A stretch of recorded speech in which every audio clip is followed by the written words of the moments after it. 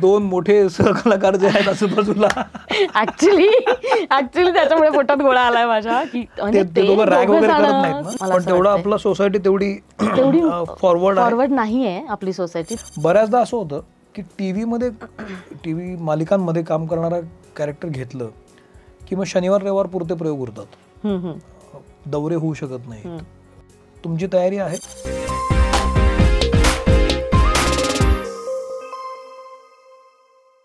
नमस्कार, मी सौमित्र पोटे. मित्र म्हणे लाईमलाईटमध्ये मी तुम्हा सगळ्यांचं स्वागत करतो. आत्ता आपण बोलतो आहे स्थळ आले धावून या नाटकाबद्दल. या नाटकातल्या वेगवेगळ्या कलाकारांशी आपण बोलतोय आणि त्यापैकीच एक पौर्णिमा तवलकर आपल्यासोबत आहेत. तुमचं मी खूप स्वागत करतो पौर्णिमाजी.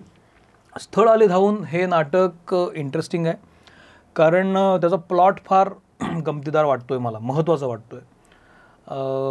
हा एक भाग. आणि दुसरी गोष्ट, त्यानिमित्तानं आपण समोरासमोर येतो. म्हणजे मला वाटतं इतक्या काळानंतर पहिल्यांदाच आपण समोरासमोर भेटतोय, तर फार वेळ घालवत नाही. स्थळ आले धावून हे नाटक जेव्हा तुमच्याकडे आलं तेव्हा ते स्वीकारण्यामागचं कारण काय होतं? एकतर खूप क्यूट नाटक आहे, गमतीदार आहे, हलकं फुलकं कॉमेडी आहे. आणि मी जेव्हा नाटक ऐकलं तेव्हा मला खूप आवडलं. आणि मुळात 5 वर्षानंतर मी पुन्हा एकदा नाटकात काम करणार आहे, सो ती एक एक्साइटमेंट आहे. कारण नाटकात काम करणं हे कधीही एव्हरग्रीन आहे असं मला वाटतं, कारण तिथल्या तिथे आपल्याला रिस्पॉन्स मिळतो. त्याच्यामुळे मला करायचं होतं. 5 वर्ष का गेली मध्ये? मध्ये लॉकडाऊन आणि सिरियल्स खूप करत होते लाईनीनी, त्यामुळे लक्ष जरा सिरियलकडे डायव्हर्ट झालं. या नाटकामध्ये असं काय आहे, तुमचं कॅरेक्टर काय आहे? म्हणजे मला माहिती आहे कारण मी थोडंसं त्याचा एक जिस्ट वाचलाय, पण लोकांना काय सांगाल तुम्ही? हे नाटक काय आहे आणि ॲज अन ॲक्ट्रेस तुम्हाला यातलं काय भाग, असा कुठला भागानं तुम्हाला अट्रॅक्ट केलं की हे मस्त आहे, हे मला करायला आवडेल? ती एक कीर्तनकार आहे आणि जे मी आयुष्यात कधीच कॅरेक्टर केलं नाही, सो माझ्यासाठी ते चॅलेंजिंग आहे. सो मी विचार केला प्रयत्न करूया, मी माझा 100% लावीन, पण माझ्यासाठी खरंच हे चॅलेंज आहे. आणि म्हणून ती जी आहे श्रावणी नावाचं कॅरेक्टर, श्रावणी मेहेंदळे, ती खूप गोड, खूप छान मनाची अशी स्त्री आहे. मग या नाटकामध्ये तुमचं कीर्तन वगैरे ऐकायला मिळणार आहे मला? सुरुवातीला हो, ऐकायला मिळणार आहे. आणि होपफुली लोकांना आवडेल. आणि बघू, आता माझ्यासाठी परीक्षा आहे. तुमच्यासाठी परीक्षा आहे ती कीर्तनकार म्हणून मला वाटत नाही. तर तुम्ही दोन मोठे सहकलाकार जे आहेत आजूबाजूला, ऍक्च्युली त्याच्यामुळे पोटात गोळा आलाय माझ्या की गिरीश काका आणि संजय दादा हे दोघेही जण माझ्या बरोबर आहेत तिथे. सो ते माझ्या पुढे ते खूप दिग्गज आहेत. म्हणजे तो एक, तुम्ही यापूर्वी गिरीश शोकांबरोबर काम केलंय एका सिरियल मध्ये, अवंतिकामध्ये माझे सासरे होते ते. त्यांचा अनुभव कसा आहे? तुमचं ट्युनिंग कसं? खूपच गोड, खूपच छान. काका भाची, काका पुतणी असतात तसे. पण त्यानंतर तुम्ही कधीच काम करण्याचा संबंध आला? कधीच नाही. आम्ही एकदा दोनदा मध्ये फक्त भेटलो, त्याच्यानंतर आम्ही कधी काम नाही केलं. ओके. आणि संजय मोहनेंबद्दल? संजय मोहनेन बरोबर मी एक पायलट शूट केला होता, दॅट्स इट. तेवढंच छोटंसंच काम केलं होतं, म्हणजे पायलट पुरतच होतं, त्याच्यानंतर नाही.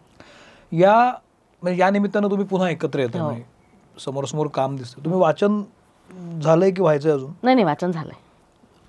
तिघांचंही झालंय? हो, तिघांचंही झालं. ह्या पहिल्या वाचनामध्ये कसा एक्सपिरियन्स होता वाचनाचा? मला वाचतानाच माझं धाबं दणाणलं होतं की ते दोघं रॅग वगैरे करत नाहीत ना? नाही, अजिबात नाही. खूप गोड आहेत दोघं जण. नाही, ते दोघं जण कसं एक्सपर्ट अशा दृष्टीने वाचत होते आणि मी आपली नवशिकी हळूहळू आपलं थांबा माझं चुकतंय, थांबा असं माझं वाचन चाललं होतं. ओके.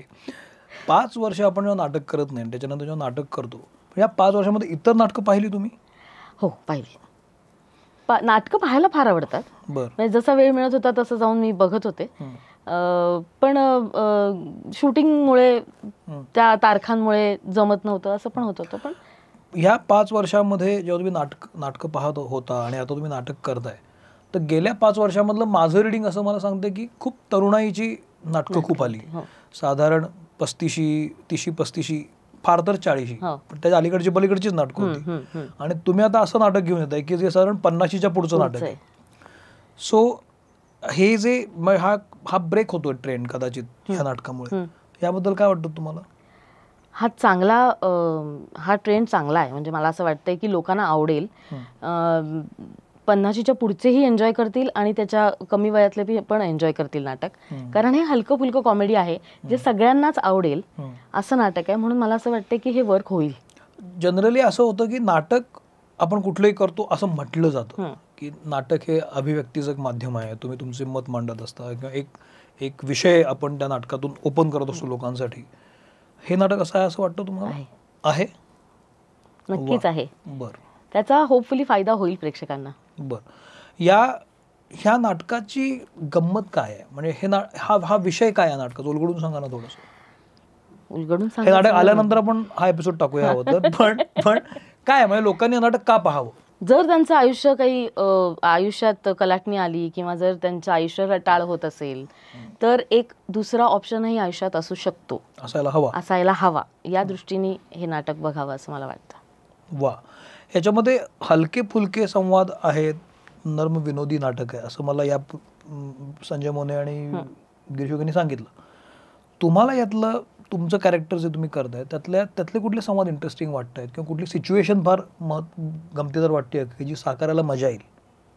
ज्या क्षणी मी गुलाबाचं फुल गिरीश काकांना देते तो जो सिक्वेन्स आहे ते जरा मला आवडेल करायला. ते छान आहे, मजा येईल. ओके. या गेल्या काही दिवसांमध्ये नाटकांची जी ठेवण पण बदललेली दिसते. म्हणजे नाटकं खुसखुशीत संवादांची आली आहेत, पल्लेदार संवाद नाही आहेत किंवा एकाच कॅरेक्टर भोवती नाटक फिरते असं नाही. खूप सारे कॅरेक्टर असतात, छोटी छोटी येत राहतात. पण तुमचं 3 कॅरेक्टरचंच नाटक आहे म्हणजे प्रत्येकाच्या वाटेला भरभक्कम काहीतरी आलेलं दिसतंय. अशा वेळेला तयारी म्हणून तुम्ही काय तयारी करत असता ॲज अन ॲक्ट्रेस? मी आता सध्या कीर्तनं बघतेय. बरं. आणि म्हणजे काय पद्धतीने मला ती वावरेल स्टेजवर किंवा काय पद्धतीने ती तिचे डायलॉग्स म्हणेल त्या हिशोबाने मी सध्या कसं असले कॅरेक्टर? हे जे कीर्तनकार असलेली जी महिला कॅरेक्टर आहे हे कसं आहे? म्हणजे हे बबली आहे की सिरियस आहे? नाही, ती बबलीही नाही आहे. ती मॅच्युअर बाई आहे. ती कीर्तनं करते आणि ती तिच्या आयुष्यात तिला आता सेटल व्हायचंय कुठेतरी. तिला तिच्या आयुष्यात कोणीतरी जोडीदार हवा आहे.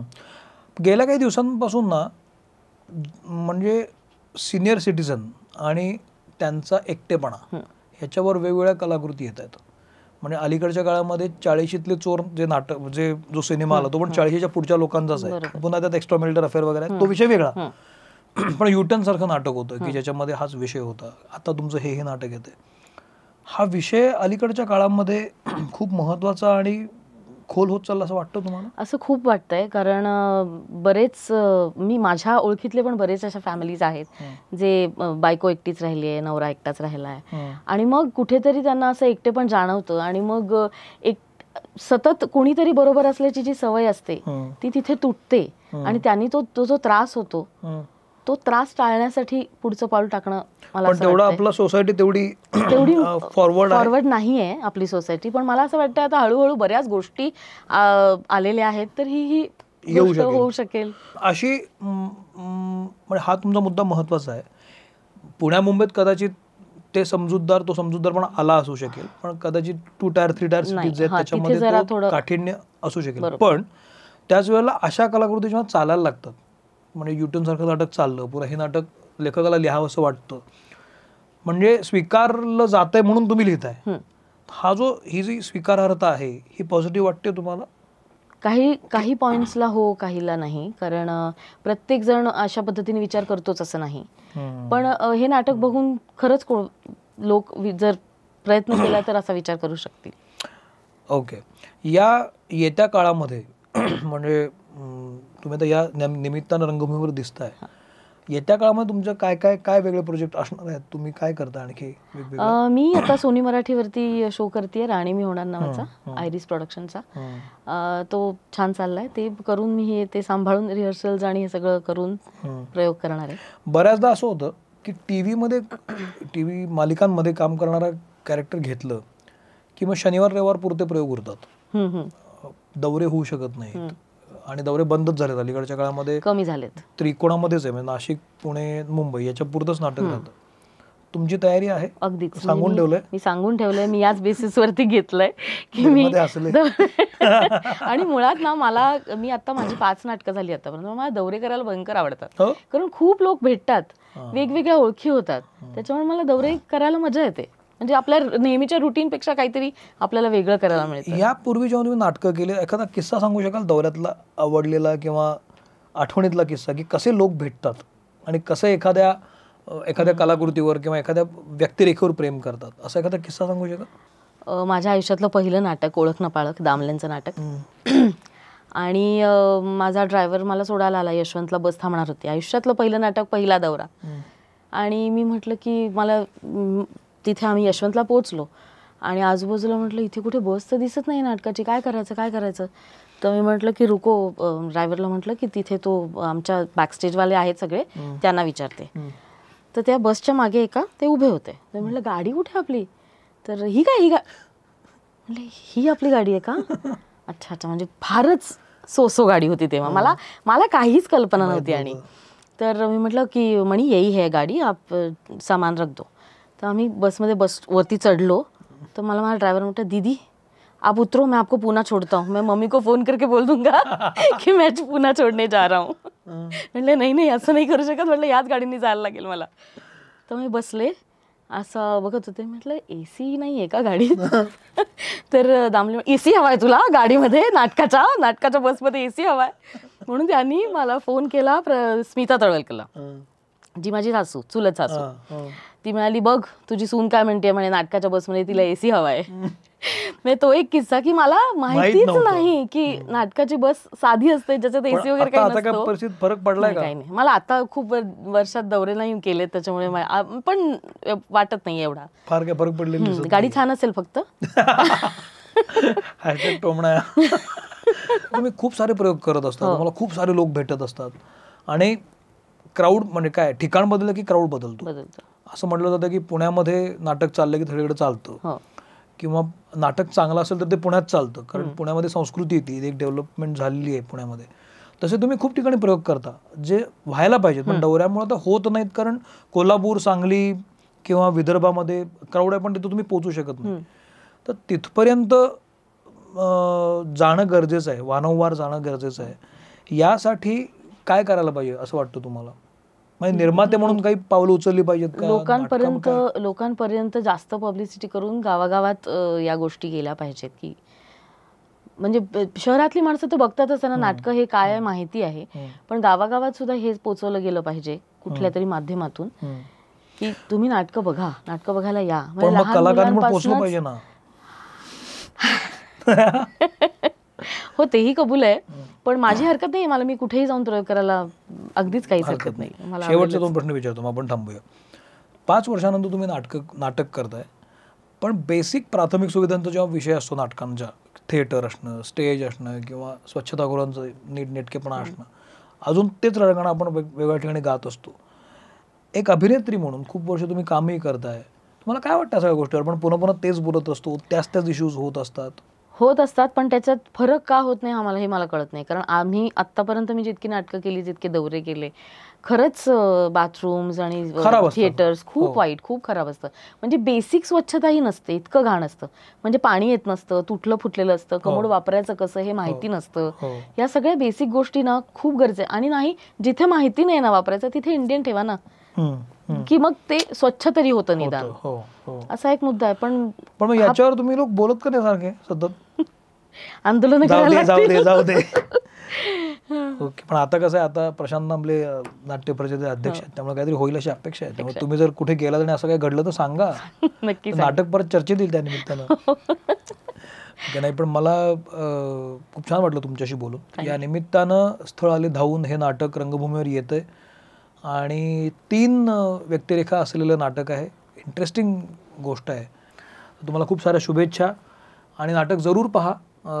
या नाटकाचं सोशल मीडिया असेलच, त्यातून तुम्हाला कळेल की नाटक कुठे आहे, आपल्या शहरात आहे की नाही. आणि पुन्हा हे सगळी मंडळी सोशल मीडियावर आहेत, त्यामुळं ते व्यक्त होत राहतीलच. तर नाटक पहा आणि कळवा कसं वाटतंय. तर मित्र म्हणे लाईमलाईटमध्ये मी तर थांबतो. तुमचे खूप आभार, तुम्ही त्या निमित्तानं बोललात आणि परत भेटू लवकरच. Thank you very much. थँक्यू.